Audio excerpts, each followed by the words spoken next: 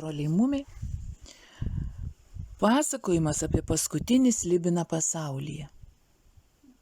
Iš knygos Nematomas vaikas. Baigiantis vasaros karščiams, ketvirtadienį, toje didelėje rudo vandens pilnoje duobėje, kuri buvo po dešiniai nuo tėčio hamako medžio, muminukas pagavo mažytį slibinuką. Aišku, jis neketino gaudyti slibino. Jis tik norėjo sučiupti keletą tų gyvūnėlių, kurių knibždėjo dugno dumble ir ištirti, kaip jie plaukiodami judina kojytes ir ar tikrai moka plaukti atbulomis. Bet mikliai iškėlė stiklainį išvydo jame visai kitokį padarą. Prisiekiu savo uodegą, pagarbiai sušnibždėjo muminukas. Jis laikė stiklainį abiem letenom ir negalėjo atsistebėti. Slibinukas buvo nedidesnis už degtukų dėžutę ir plaukiojo vandenį, dailiai judindamas permatomus sparnus, taip pat gražius kaip auksinės žuvelės pelekai. Bet nė viena auksinė žuvelė nebuvo taip prašmatniai nuauksinta, kaip šitas miniatiūrinis slibinas. Jis žiburiavo saulėje, visas nusakstytas auksu, galvutė buvo skaisčiai žalia, o akis geltonos tartum citrina. 6 paauksuotos kojytės su žaliom pėdutėm, o pats uodegos galas taip pat žalias, nuostabus padarėlis. Muminukas užsuko dangtelį su skylute orui ir atsargiai padėjo stiklainį ant samanų. Tada pats atsigulė kniūpšęs ir ėmė apžiūrinėti slibiną iš arčiau. Tas priplaukė prie stiklainio senelės ir pražiojo nedidelius nasrus, pilnus mažutėlyčių baltų dantukų. Jis piktas, pamanė muminukas. Piktas, nors šitoks siaubingai mažas. Ką man daryti, kad jam patikčiau? O ką jis valgo? Ką valgo slibinai? Susirūpinęs ir susijaudinęs jis vėl pakėlė stiklainį ir nužingsniavo namo. Labai atsargiai, kad slibinukas nesitrankytų į sieneles. Juk jis šitoks siaubingai mažas ir pažeidžiamas. Aš tave globosiu ir mylėsiu, sušnibždėjo muminukas, naktį galėsi miegoti mano lovoje. O kai ūgtelėsi ir mudu susidraugausim, galėsim maudytis jūroje. Muminuko tėtis darbavosi tabako lauke.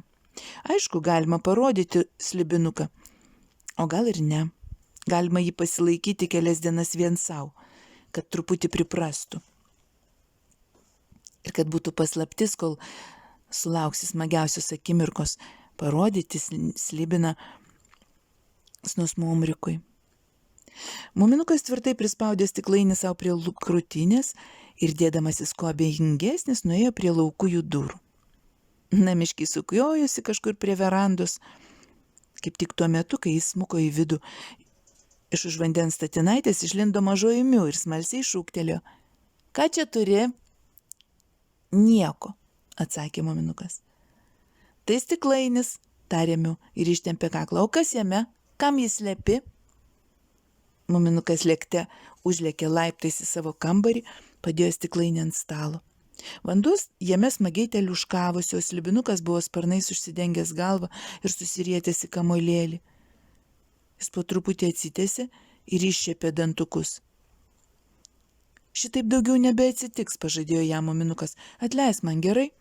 Jis atsuko stiklainio dangtelį, kad slibinukas galėtų apsidairyti, tada nuėjęs užrakino duris. Nežinia, ką gali sugalvoti to Miu. Kai sugrįžo atgal, slibinukas buvo išlindęs iš vandens ir tupėjo ant stiklainio krašto. Muminukas atsargiai ištiesė leteną, ketindamas jį paglostyti.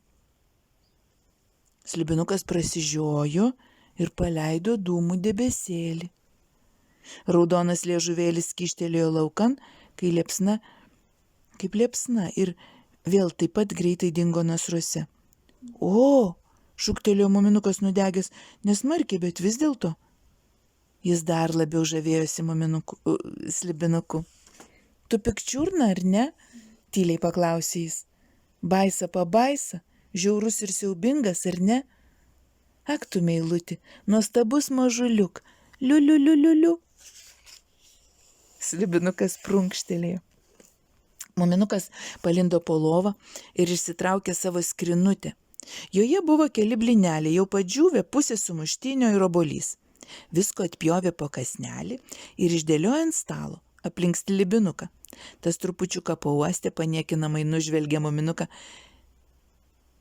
ir staiga neįtikimų greičių šoko ant palangės ir užpuolė didžiulę riebę musę. Musė liovėsi bimbti, pradėjo zysti.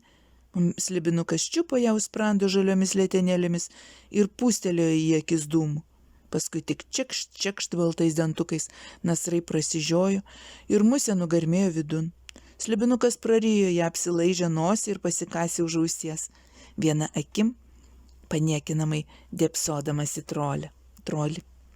Mat, kaip tu moki, sušuko Muminukas. Ak, tu mano mažas bumbuliuk. Tuo metu Muminuko mama paskambino pačioje gongų, kviesdama pusryčių. Dabar drausmingai manęs palauk, paprašė Muminukas. Aš ilgai neužtruksiu. Jis valandėlę pastovėjo, ilgesingai žvelgdamas į Slibinuką, kuris buvo toli gražu nemeilutis, ir sušnibždėjo: mažasis drauguži, ir nuskodė laiptai žemyn į verandą. Dar nepanardinusi šaukštą į košę, Miu pareiškė: kai kas turi paslapčių stiklainiuose. Užsičiaupk, nutraukė ją Muminukas. Galima būtų manyti, toliau varė savo Miu, kad kai kas renka dėles ir vėdarėlius, arba gal didelius šimtakojus, kurie dauginasi šimtais per vieną minutę. Mama, pasakė Muminukas, juk tu žinai, kad jeigu turėčiau kokį gyvūnėlį, kuris prie manęs prisirištų, tai būtų bul, suburbuliavo Miu pieno stiklinėje. Kas yra? Paklausė tėtis ir pakėlė akis nuo laikraščio. Muminukas surado naują gyvūnėlį, paaiškino mama. Ar jis kandžiojasi? Jis per mažas, kad skaudžiai įkastų, sumurmėjo sūnus. O ar jis greitai užaugs? Paklausė mama. Kada mes jį pamatysim, ar jis moka kalbėti? Muminukas nieko neatsakė. Vėl viskas sugadinta. O juk turėjo būti šitaip. Iš pradžių turi paslaptį, o paskui ateini ir visus nustebini. Bet kai gyveni su šeima, tai nėra nei vieno, nei kito. Jie žino viską iš pat pradžių ir vėliau niekas nebebūna smagu. Pavalgęs eisiu prie upės, lėtai ir paniekinamai pareiškė Muminukas. Paniekinamai kaip Slibinas. Mama, liepk jiems neiti į mano kambarį, antraip už pasekmes neatsakau. Gerai, pažadėjo mama ir pasižiūrėjo į Miu. Jokiam gyvam padarui nevalia eiti į Muminuko kambarį. Muminukas išdidžiai sušveitė košę, paskui per sodą nužingsniavo tiltelio link. Snusmumrikas sėdėjo už palapinės ir dažė plūdę. Muminukas pasižiūrėjo į jį ir vėl jį visas užplūdo džiaugsmas, kad sugavo Slibinuką. Na, nutęsė jis, kartais namiškiai labai vargina. Snusmumrikas pritariamai sumurmėjo, neišsiimdamas iš burnos pypkės. Valandėlę abu patylėjo, kupini vyriško ir bičiuliško savitarpio supratimo. Beje, čia toks menkas klausimas, staiga pasakė Muminukas, ar keliaudamas nesi sutikęs Slibino? Tu turi galvoje ne salamandras, ne driežus ar krokodilus? Po ilgos tylos prašneko Snusmumrikas. Aišku, tu kalbi apie Slibiną. Ne, jie išnykę. Gal, lėtai ištarė Muminukas, gal dar liko vienas, kurį kai kas ką tik sugavo stiklainių. Snusmumrikas atidžiai pasižiūrėjo į jį ir pamatė, kad trolis kone sprogsta iš džiaugsmo ir susijaudinimo. Todėl abejingai pareiškė: netikiu. Galbūt jis nedidesnis už degtukų dėžutę ir spjaudosi ugnimi, pasakė muminukas ir vėl ir nusižiovavo. Neįmanoma, paprieštaravo Snusmumrikas, mokantis padaryti įžangą staigmenai. Jo bičiulis pakėlė akis į dangų ir pasakė: gryno aukso slibinukas, su mažučiukėm žaliom letenėlėm, nepaprastai prieraišus, visur sektų iš paskos. Čia muminukas pašoko ir suriko: tai aš jį suradau mažytį savo slibinuką. Kol jie ėjo namo, Snusmumrikas reiškė nepasitikėjimą, nuostabą ir susižavėjimą. Jis buvo puikus. Abu užlipo laiptais, atsargiai atidarė duris ir įsmuko į kambarėlį palėpėje. Stiklainis su vandeniu tebestovėjo ant stalo, bet slibinukas buvo dingęs. Muminukas išieškojo po lovą, už spintos, visur landžiojo ir viliojo: drauguži, mažuliuk, uliuliuk, mano gudrusis mažuliuk. Klausyk, pašaukė Snusmumrikas, štai jis ant užuolaidos. Slibinukas tikrai tupėjo ant karnizo pačioje palubėje. Kaip jis ten pateko? Baimingai šūktelėjo muminukas, kad tik nenukristų. Oi, tik nekrutėk, palauk, nieko nekalbėk. Jis nutraukė nuo lovos patalus ir paklojo ant grindų prie lango, tada paėmė seną gemulio samtelį drugeliams gaudyti ir prikišo slibinukui prie nosies. Op, sukuždėjo jis, tika, bet ramiai, visai palengva. Tu jį išgazdinsi, perspėjo Snusmumrikas. Slibinukas prasižiojo ir sušnipštė. Jis įsikibo dantimis į samtelį ir pradėjo ūžti kaip koks varikliukas. Staiga sumojavo sparnais ir ėmė sukti ratus palubėje. Jis skraido, sušuko muminukas, mano slibinas skraido. Kas čia keista, pasakė Snusmumrikas, netrypk šitaip, laikykis tyliai. Slibinukas sustojo, pakibo palubėj per patį vidurį, tik sparnai smagiai pleveno kaip naktinio drugelio. Staiga jis nėrė žemyn ir krimstelėjo muminukui ausį taip, kad tas net sužvegė. Nusklendė šalin ir nutapė Snusmumrikui ant peties. Prigludo jam prie ausies ir ėmė užsimerkęs murkti. Koks mažas nenaudėlis, suglumo Snusmumrikas, visas karštas. Ką jis ten veikia? Meilinasi tau, atsakė muminukas. Po pietų Freken Snork parėjo aplankiusi mažosios Miu senelę ir aišku tuoj pat sužinojo, kad muminukas sugavo slibiną. Jis tupėjo šalia stalo ant Snusmumriko kavos puodelių ir laižėsi letenėles. Visiems jis įkando, tik Snusmumrikui ne, o kiekvieną kartą supykęs vis kur nors pradegindavo skylę. Koks siaubingai mielas, pasakė Freken Snork, kuo jis vardu? Niekuo, sumurmėjo muminukas, tai tik slibinukas.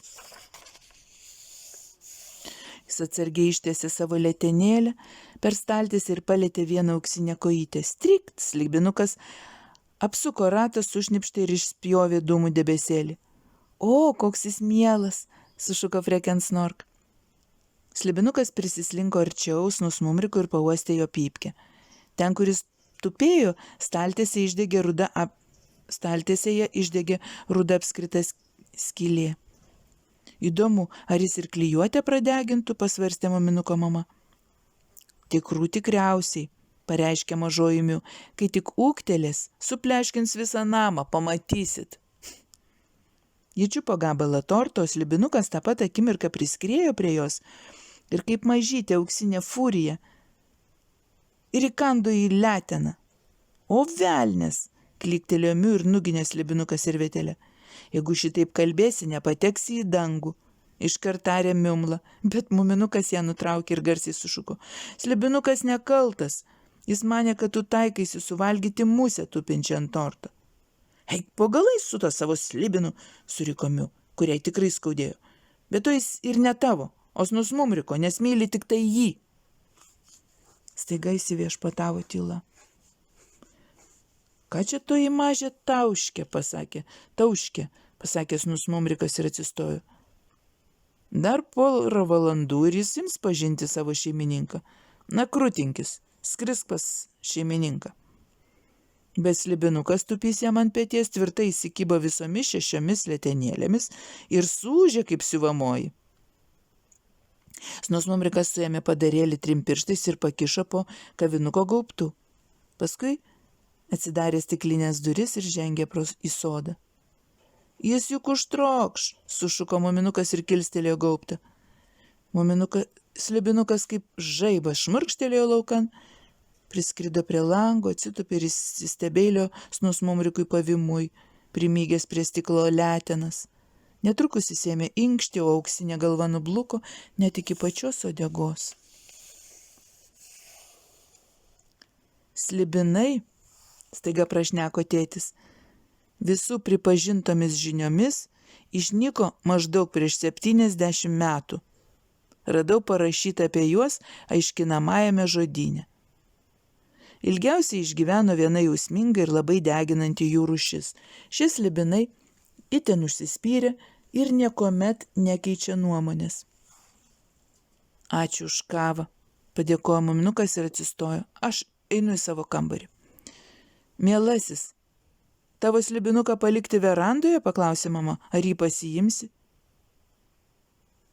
Muminukas nieko neatsakė. Nuėjo ir atidarė duris. Kai slibinukas movė laukan, tik kibirkštis pasipylė, o Frekensnork sušuko. Ne, tu niekuomet jo nebesugausi. Kodėl šitai padarei? Aš net dorai jo neapžiūrėjau. Eik pas Snusmumriką ir pasižiūrėk. Pro sukastus dantis pasakė muminukas. Slibinukas jau tupi jam ant peties. Snusmumrikas vos spėjo ištraukti meškerę, o slibinukas jau atlėkė ir atsitupė jam ant kelių. Padarėlis net raitės iš malonumo, kad vėl jį mato. Bus mėnesiena, pasakė Snusmumrikas ir nustūmė gyvūnėlį žemyn. Škac, eik sau, liek namo. Aišku, jis žinojo, kad neverta aušinti burnos. Slibinukas niekada nepasitrauks. O kiek jis prisiminė, jie gyvena 100 metų. Snusmumrikas susirūpinę žiūrėjo į mažytį blizgų padarėlį, kuris, kaip įmanydamas, stengėsi jam prisigerinti. Aišku, tu gražus, kalbėjo jis. Aišku, būtų smagu tave turėti, bet supranti, muminukas. Mažasis slibinas nusižiovavo. Jis užskrido Snusmumriko ant skrybelės ir susiraitė ant apibrizgusio jos krašto pamiegoti. Snusmumrikas atsiduso ir užmetė meškerę. Nauja plūdė, žvilganti raudoną, šokčiojo srovėje. Jis žinojo, kad šiandien muminukas nenorės meškerioti. Tegu mora rauna visas tas bėdas. Slinko valandos. Slibinukas išskrido pasigauti vienos kitos musės ir vėl sugrįžo miegoti ant skrybėlės. Snusmumrikas pagavo 5 kojas ir 1 ungurį, kurį vėl paleido, nes tas siaubingai blaškėsi. Vakaro pasrovėje atplaukė valtis, jie yrėsi jaunas Hemulis. Kimba? Paklausė jis. Puikiai, atsakė Snusmumrikas, toli susiruošiai. Ganėtinai, burptelėjo Hemulis. Mesk man lyną, gausi truputį žuvų, pasakė Snusmumrikas. Galėsi susivinioti jas į šlapią laikraštį ir išsikepsi ant žarijų. Labai gardu. O ko tu nori už tai? Paklausė Hemulis, nepratęs gauti dovanų. Snusmumrikas nusijuokė ir nusikėlė skrybelę, ant kurios krašto miegojo slibinukas. Klausykis, tarė jis. Nuvežk jį kuo toliau ir paleisk gražioje vietelėje, kur tiršta musių. Skrybelę sulenk taip, kad atrodytų kaip lizdas. Geriausia padėk po kokiu nors krūmu, kad slibinukui būtų ramu. Ar čia slibinukas? Nepatikliai paklausė Hemulis, o ar jis kandžiojasi? Ar dažnai valgo? Snusmumrikas ėjo į palapinę ir atsinešė kavinuką. Ant dugno įklojo truputį žolės, išvelniai paguldė ten miegantį slibinuką, tada užvožė dangtelį ir pasakė. Muses kišk pro snapelį ir kartais šliukštelėk šlakelį vandens. Nesirūpink, jeigu kavinukas įkais, štai imk viską. Po kelių dienų padarysi taip, kaip sakiau. Nemažas darbas už 5 kuojas, susiraukė sumurmėjo Hemulis ir prisitraukė Lyną. Valtis nuplaukė pasroviui.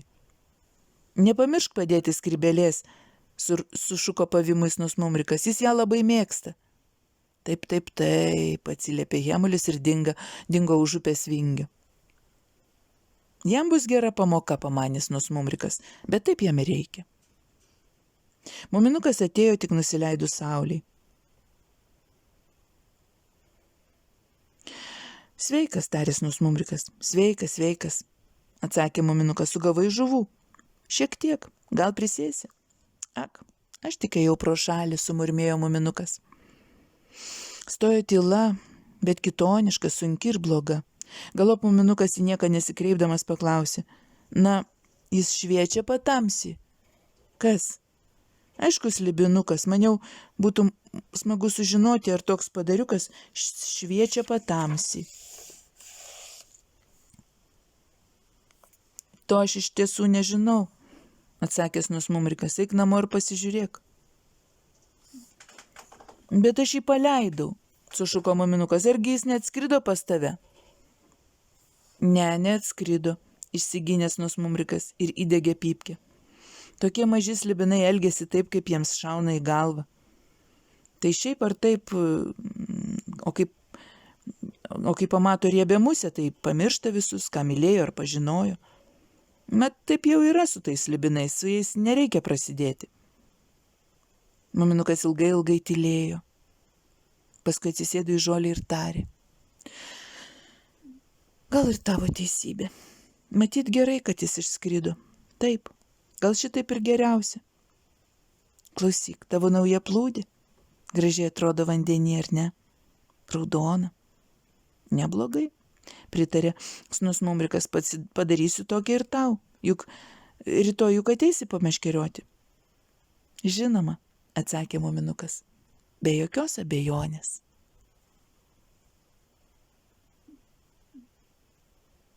Na štai iki pasimatymo. Graži pasaka.